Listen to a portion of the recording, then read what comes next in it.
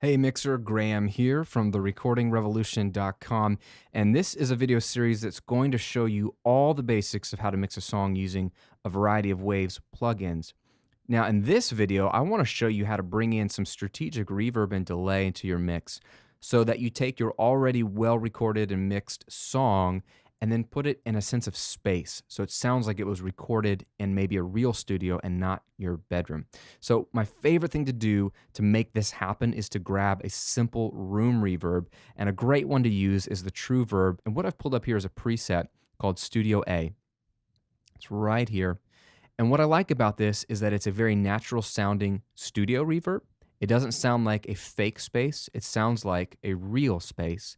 And to me, that's what's missing in, for example, my small studio. When I record drums, it sounds very small because it's in a small room. I would prefer to have drums that sounded like they were recorded in a drum room or a nice studio space. So what I do here is I pull in a auxiliary track or a bus, and I've called it room. And that's where I've put in the True Verb plugin. And then what I've done is dialed in the settings. And for now, I want to show you what it does to drums. I've sent the snare drum and another snare drum via a send a little bit to that reverb.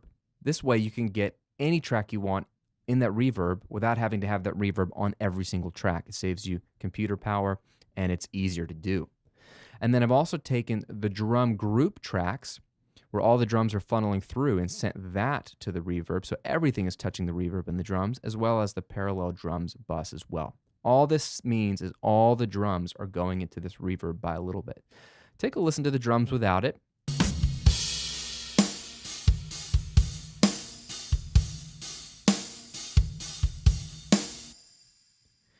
Now take a listen to the drums through this reverb.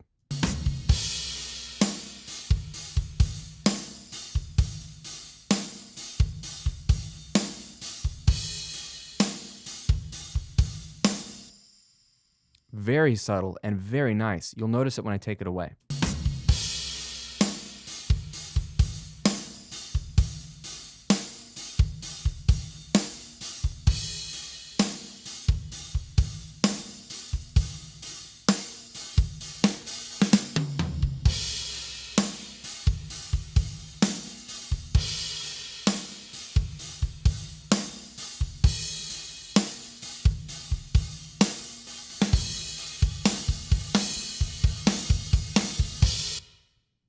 Very full. It does two things for me. It widens the drums a bit because now if you listen to that snare hit, it doesn't sound tiny and up the middle. It sounds like it decays nicely in stereo. And then it makes the snare and the drum sound a little fuller because the sound of the reverb is kind of that design. So you want to pick the right reverb. I prefer starting with rooms or small plates or short plates. This one in particular, the Studio A preset, is a great starting point on True Verb, and you just need a little bit. What's beautiful about having your reverb plugin on its own track and then sending tracks to it is you can send just a little bit, and you can then be very meticulous about, do I want more of the snare to it, less of that sample snare, so how much of the drum bus do I want to? You can play with the sends and blend to taste how much wetness you want on those tracks. Something to keep in mind though is you'll want to keep the wet knob or the reverb all the way 100% on the plugin because you can control how much goes to it via the sends. Now, the drums aren't the only thing going through this reverb. In fact, I've got some of the electric guitars, I've got the piano, which is the main instrument, and I have the lead vocal. This gives those tracks a little bit more sense of space as well, because I want them all to sound like they were recorded in the same room, a real studio, as opposed to a bedroom. So let's bring these in. Invincible, we are incredible. There's no way that. Take away the reverb. Invincible, we are incredible. Dry as a bone, right? Invincible, we are incredible. There's no way that we. This is not supposed to be a noticeable effect. This is a thing that subtly widens the tracks and puts them in the same space as the drums. It's really, really nice. So if I bring everything back in the mix, even the things that don't have reverb, And what I'm going to do is simply bypass the room reverb track entirely. And it'll subtly change, but it's for the worse when you take it away. Invincible,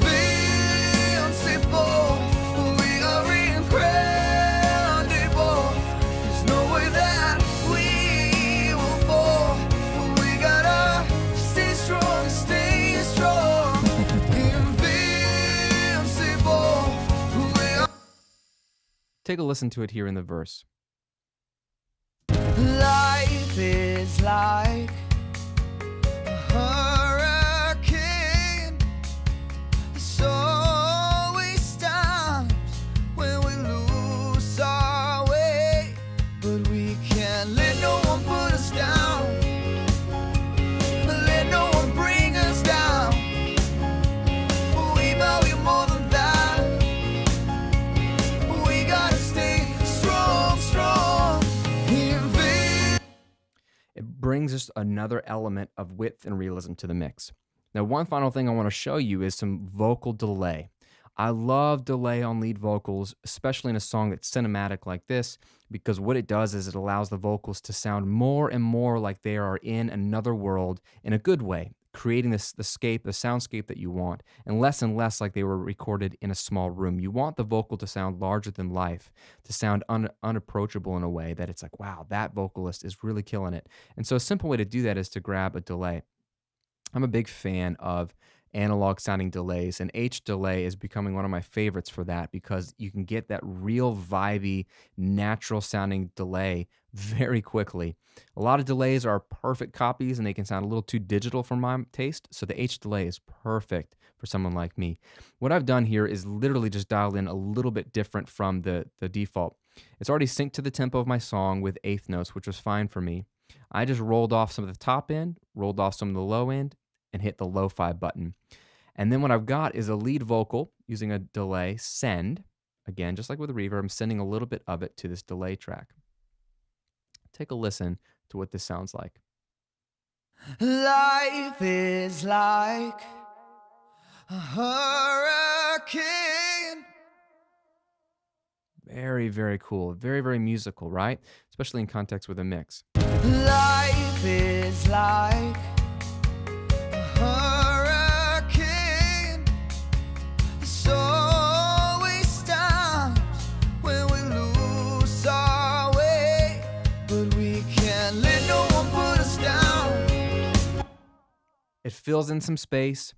It makes the vocal sound polished. 2 tips for you on delays for lead vocals, though. I really love mono delays, and I think you will too. Instead of a ping-pongy delay that goes back and forth, nothing wrong with that, but having the delay go up the middle or even pan slightly to the right or slightly to the left, but the delay goes into one fixed spot, it does 2 things. One, it keeps the clarity of your mix where you're not having this delay swarming all around, kind of clogging up your mix, as it were.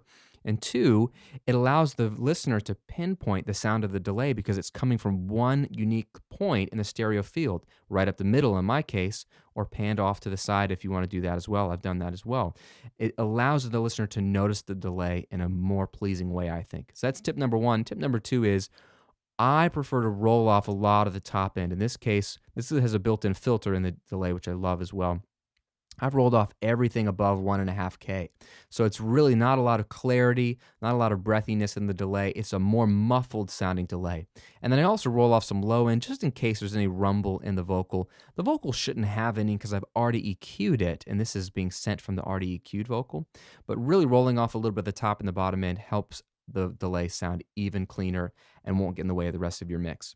And what I'll do is just bypass both the reverb and the delay in the mix, and you can hear what's going away. Life is like a hurricane. There's always times when we lose our way, but we can't let no one put us down. Let no one bring us down.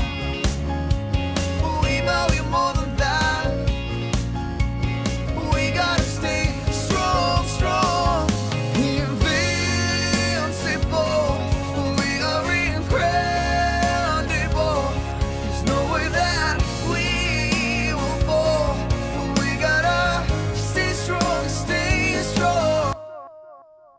And there you have it. It really adds a nice sense of depth, space, and just polish to your already good sounding mix. Now that does it for this video. In the final video, I'm going to show you something called pre-mastering, how to make your mix pop even more, get a little wider, and get to that commercial volume you need so it can compete with the other songs that you're comparing it to.